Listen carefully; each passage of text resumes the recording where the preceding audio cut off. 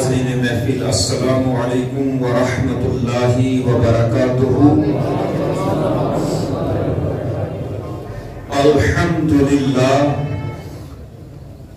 الحمدللہ نحمده ونستعینه ونستغفره ونؤمن به ونتوکل علیہ ونعوذ باللہ من شرور انفسنا ومن سیئات اعمالنا من يهده الله فلا مضل له ومن يضلل فلا هادي له ونشهد أن لا إله إلا الله وحده لا شريك له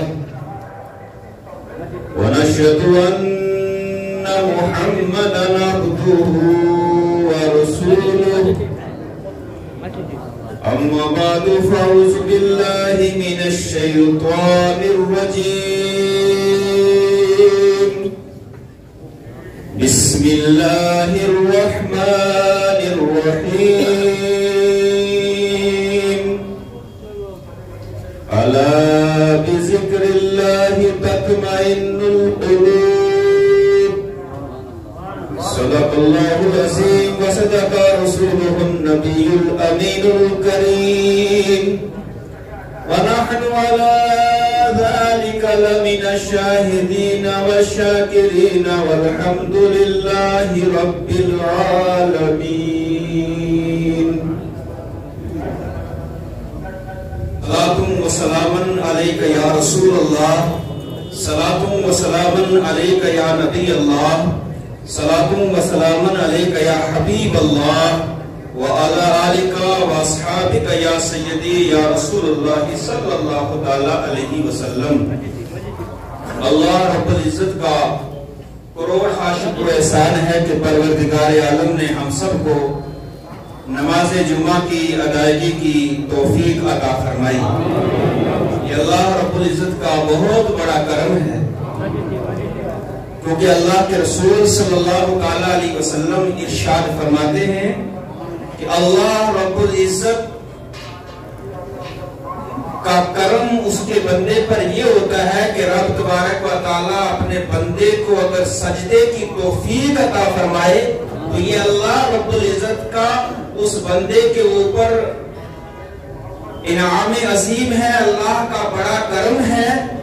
اور اللہ رب العزت اپنے جن بندوں سے راضی ہوتا ہے انہی بندوں کو سجدے کی توفیق عطا فرماتا ہے، اور اللہ رب العزت اپنے جن بندوں سے ناراض ہو جاتا ہے تو رب تبارک و تعالی اپنے ان بندوں سے سجدوں کی توفیق کو چھین لیتا ہے۔ حضرت موسیٰ علیہ السلام ایک موقع کے اوپر اپنی قوم کو اللہ رب العزت کی طرف دعوت دے رہے تھے، اپنے دین کی دعوت دے رہے تھے، اور وہ ارشاد فرماتے تھے کہ اے لوگو اللہ کی طرف آؤ، اللہ کی بندگی کرو، اللہ کے فرما بردار بندے بن جاؤ۔ اگر تم اللہ رب العزت کے فرما بردار بندے نہیں بنو گے تو اللہ رب العزت تم سے اپنی نعمتوں کو چھین لے گا، تم عذاب کے اندر مبتلا ہو جاؤ گے، تم تنگدستی کے اندر مبتلا ہو جاؤ گے، تمہیں مصیبتوں میں گرفتار کر دیا جائے گا۔ ایک شخص کھڑا ہو گیا اور کھڑا ہونے کے بعد موسیٰ علیہ السلام سے عرض کرتا ہے، اے اللہ کے نبی موسیٰ، آپ تو یہ ارشاد فرما رہے ہیں کہ جو اللہ کا نافرمان ہوگا اللہ اسے اپنی نعمتوں کو چھین لے گا، وہ تنگدستی کے اندر ہوگا، وہ مصیبت کے اندر ہوگا۔ حالانکہ میں اللہ رب العزت کی اتنی عبادت نہیں کرتا، میں اس کا نافرمان بندہ ہوں، میرے پاس تو اللہ کی ساری نعمتیں موجود ہیں، مجھے تو اللہ رب العزت اپنا سارا کچھ عطا فرماتا ہے۔ موسیٰ علیہ السلام تھوڑی دیر کے لیے خاموش ہو گئے، تعجب میں پڑ گئے، اللہ رب العزت سے عرض کی، مولا تعالیٰ یہ کیا ماجرا ہے؟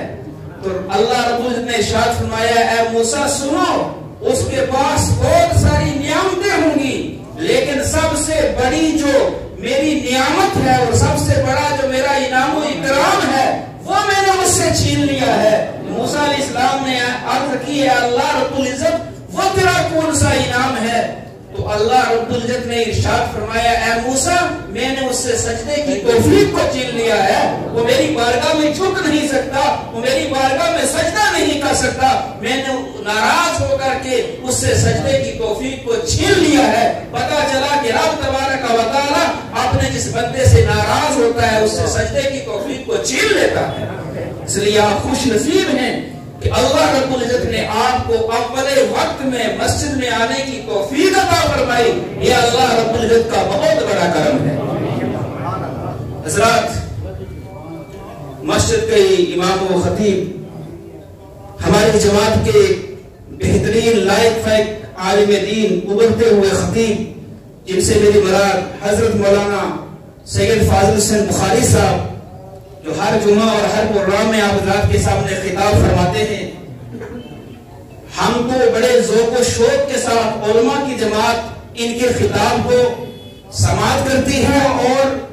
فخر ہے ہمیں ان کے اوپر کہ اللہ رب العزت نے جماعت اہل سنت میں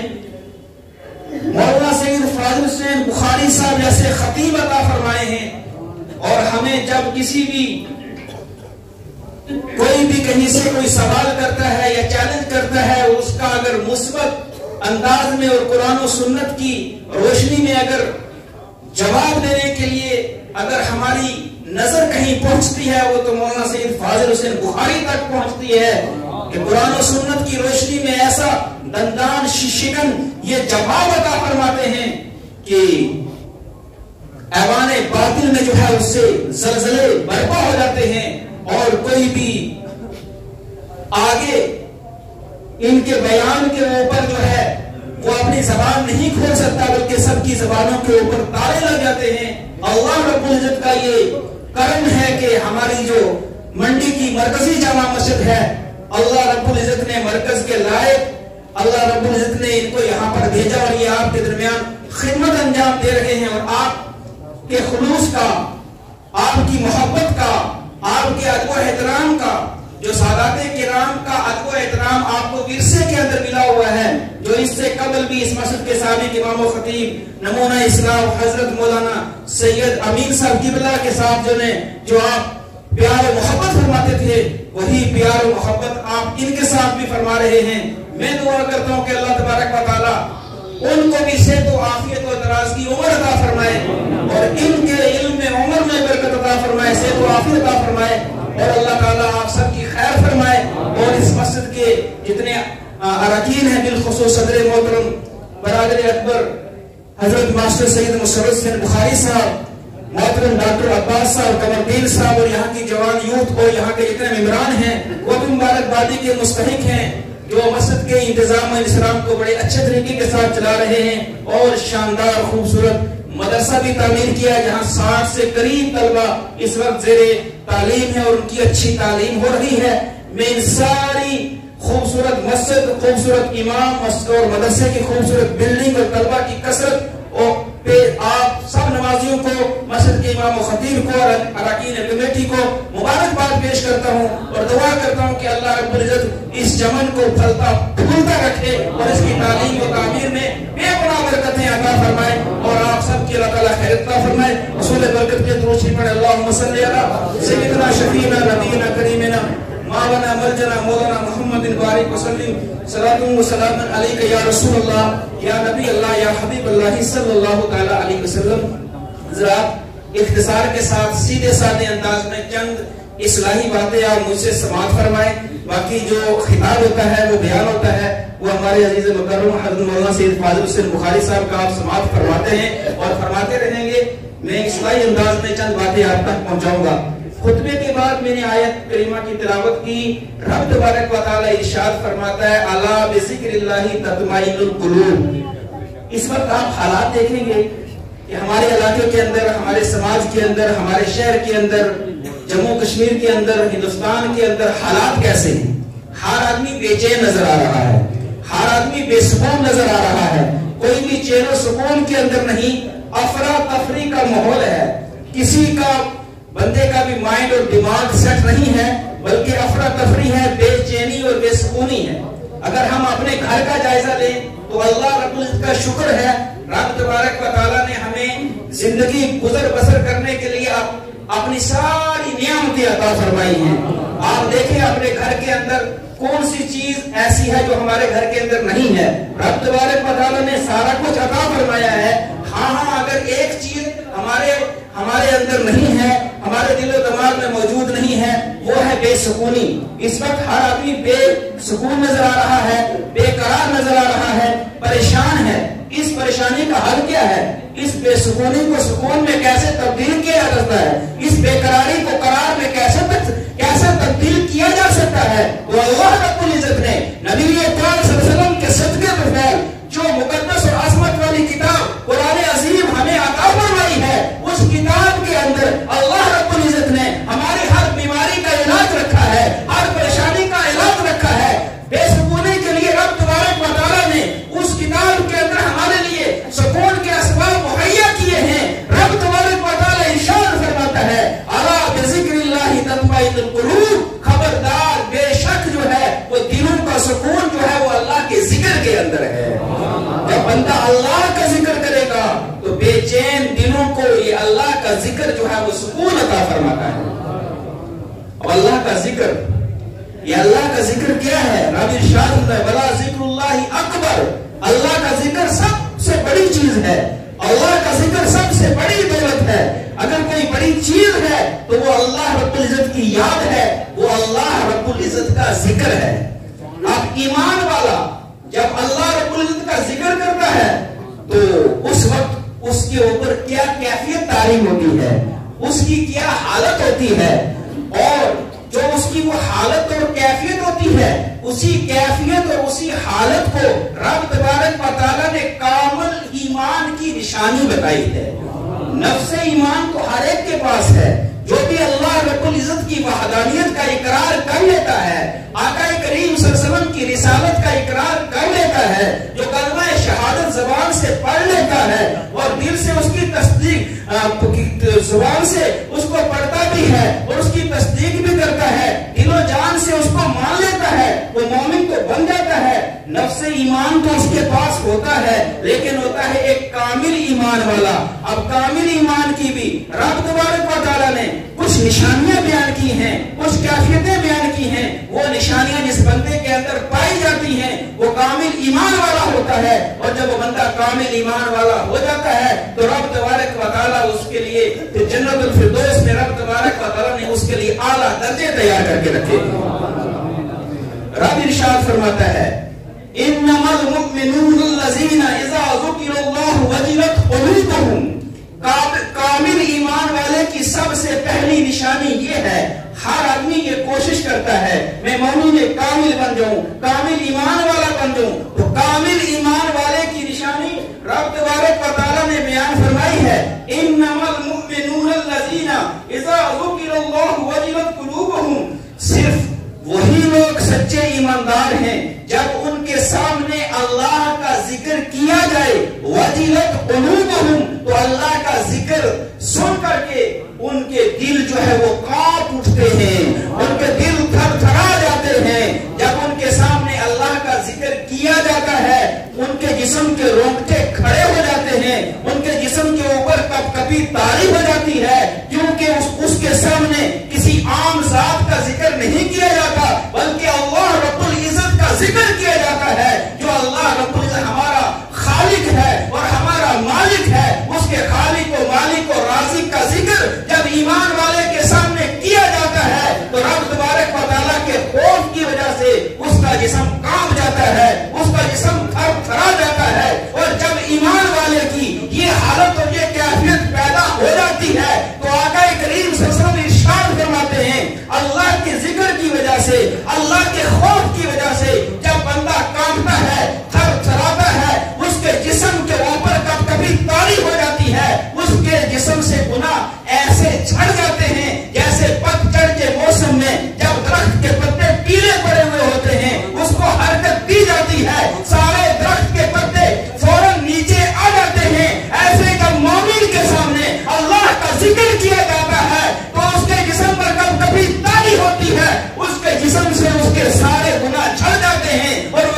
سے پاک و صاف ہو جاتا ہے۔ نعرہ تکبیر، نعرہ رسالت، نعرہ حیدری، علماء اہل سنت۔ مومن کی نشانی، کامل ایمان والے کی نشانی یہ رب نے بیان کی، انما المؤمنون الذین اذا ذکر اللہ وجلت قلوبہم۔ جب ایمان والے کے سامنے اللہ کا ذکر ہوتا ہے،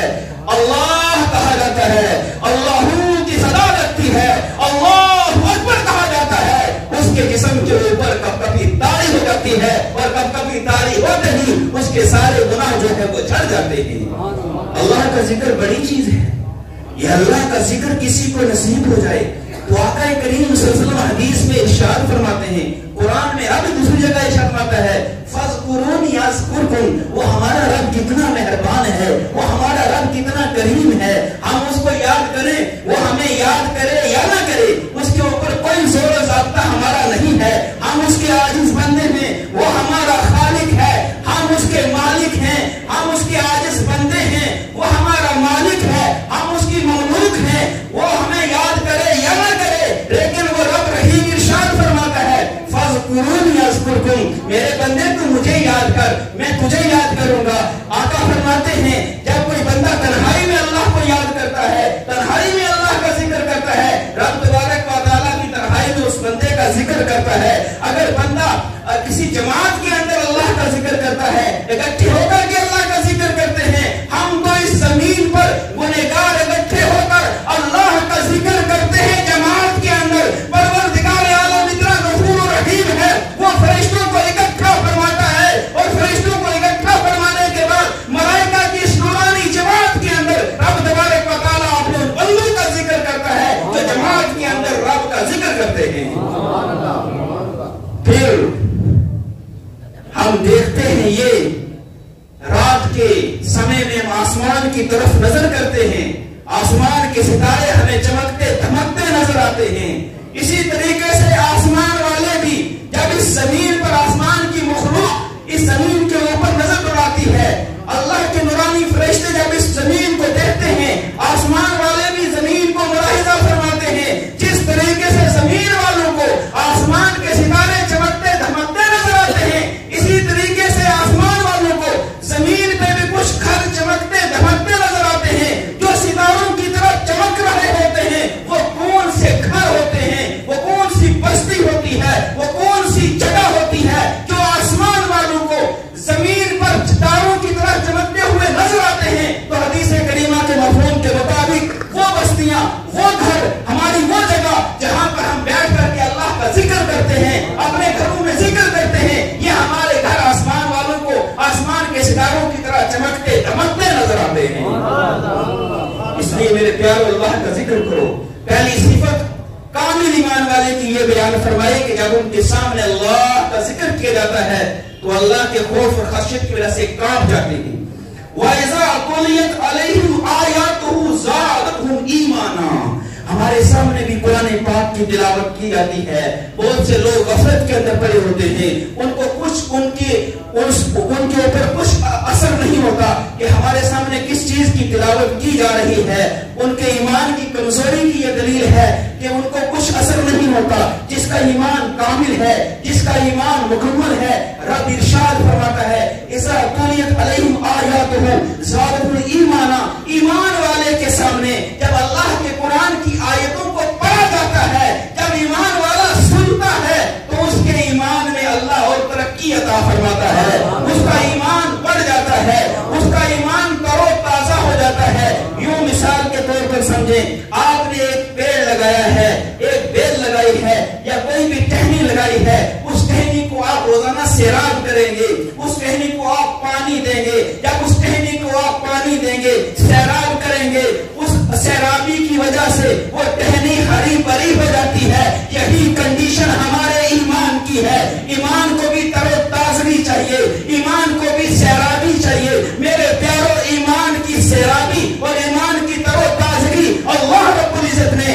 اپنے ذکر کے اندر رکھی ہے، تلاوت کلام اللہ میں رکھی ہے۔ جب بندہ مومن کے سامنے قرآن کی تلاوت کی جاتی ہے تو کامل ایمان والے کا ایمان تر و تازہ ہو جاتا ہے، اور اس کے ایمان کو غذا مل جاتی ہے، اس کے ایمان کو خوراک مل جاتی ہے اور اس خوراک کی وجہ سے اس کا ایمان تر و تازہ ہو جاتا ہے اور اس کا چہرہ اللہ کی آیتوں کو سن کر کے خوش ہو جاتا ہے اور اللہ تعالیٰ اس کے ایمان میں مزید برکتیں عطا فرما دیتا ہے۔ یہ ایمان والے کی دوسری نشانی رب تبارک و تعالیٰ نے بیان فرمائی ہے، اذا تلیت علیہم آیاتہ زادتہم ایمانا، کہ ایمان والے کے سامنے جب اللہ کی آیتوں کی تلاوت کی جاتی ہے تو ایمان والے کا مرجایا ہوا ایمان وہ تر و تازہ ہو جاتا ہے اور رب تبارک و تعالیٰ اس کے ایمان کے اندر برکتیں ڈال دیتا ہے۔ لہٰذا میرے بھائیوں، میرے بزرگوں اور میرے جوان ساتھیوں، جب اللہ کا ذکر کیا جائے تو اپنا اللہ کا ذکر سن کر کے اپنے دل اور دماغ کے اندر اللہ رب کا خوف و خشیت بٹھا لیا کرو، جسم کے اوپر کا کبھی طاری ہو جانا چاہیے، اور جب یہاں اللہ کی آیتیں پڑھی جا رہی ہوں، قرآن کی تلاوت ہوتی ہو، وہاں بیٹھ کر قرآن کی تلاوت کو سن کر کے اپنے ایمان کو تازگی بخشا کرو، اپنے ایمان کو جو ہے اور روح بخشا کرو، کیونکہ ایمان کی غذا جو ہے وہ اللہ رب کا ذکر ہے اور اللہ کے کلام کی تلاوت ہے۔ اور تیسری نشانی ایمان والے کی رب تبارک و تعالیٰ نے بیان فرمائی، وَعَلَىٰ رَبِّهِ يَتَوَكَّلُونَ، جو ایمان والا ہے اس کا بھروسہ اللہ رب العزت کی ذات کے اوپر ہے، وہ اپنی دنیا کی کسی دولت کے اوپر، دنیا کے کسی عہدے کے اوپر، دنیا کی کسی کرسی کے اوپر، یہ ختم ہونے والی دنیا کی جتنی نعمتیں ہیں، ایمان والا ان کے اوپر کوئی تکیہ و بھروسہ نہیں کرتا، بلکہ اس کا بھروسہ جو ہے وہ اللہ رب العزت کی ذات کے اوپر ہوتا ہے۔ دنیا کا کتنا بھی سارا سامان اس کے پاس ہو، اس کا بھروسہ اللہ کی ذات کے اوپر ہوتا ہے، اور جب اس کا بھروسہ اللہ کی ذات کے اوپر بندہ مومن کر لیتا ہے تو رب ارشاد فرماتا ہے، وَمَن يَتَوَكَّلْ عَلَى اللَّهِ فَهُوَ حَسْبُهُ، جو میرا بندہ میرے اوپر بھروسہ کر لیتا ہے، جو اللہ پر بھروسہ کر لیتا ہے، فَهُوَ حَسْبُهُ، تو اللہ رب العزت خود ارشاد فرماتا ہے میں اس کے لیے کافی ہوں۔ تو بتاؤ رب فرما رہا میں اس کے لیے کافی ہوں، جب اللہ اس کے لیے کافی ہے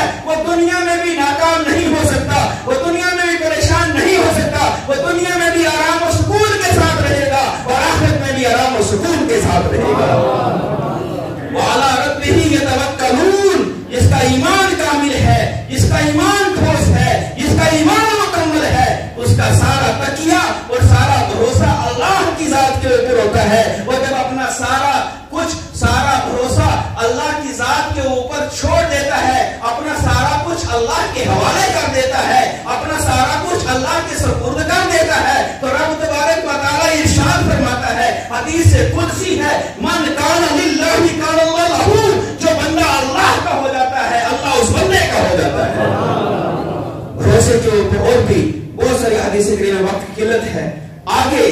جو چوتھی نشانی بیان فرمائی ہے ایمان والے کی، الذین یقیمون الصلاۃ، ایمان والا جو ہوتا ہے وہ نماز کو قائم کرتا ہے، صحیح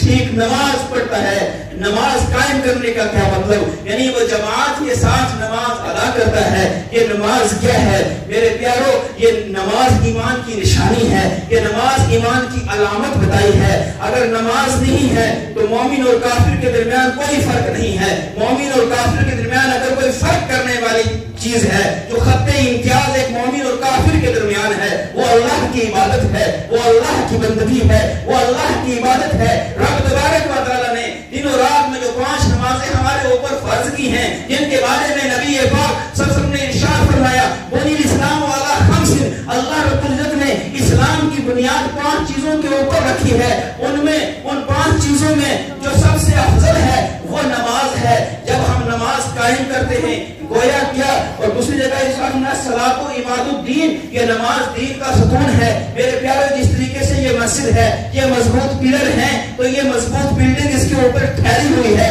یہ مضبوط لینٹر اس کے اوپر ٹھہرا ہوا ہے، تو آپ گویا کہ آپ اسلام کو بھی ایک خیمہ تصور کر لیں، اسلام کو بھی ایک چھت تصور کر لیں، اسلام کو بھی ایک تمبو تصور کر لیں۔ جس طریقے سے یہ بلڈنگ اگر مسجد کی یہ عمارت کھڑی ہے، مسجد صرف کھڑی ہے تو مضبوط پلر ہے تو مسجد کھڑی ہے، اگر آپ پلروں کو ہٹا دو گے یہ مسجد کی عظیم عمارت جو ہے وہ ٹھہر نہیں پائے گی، وہ رک نہیں پائے گی، یہ عمارت شہید ہو جائے گی۔ اسی طریقے سے ہماری جو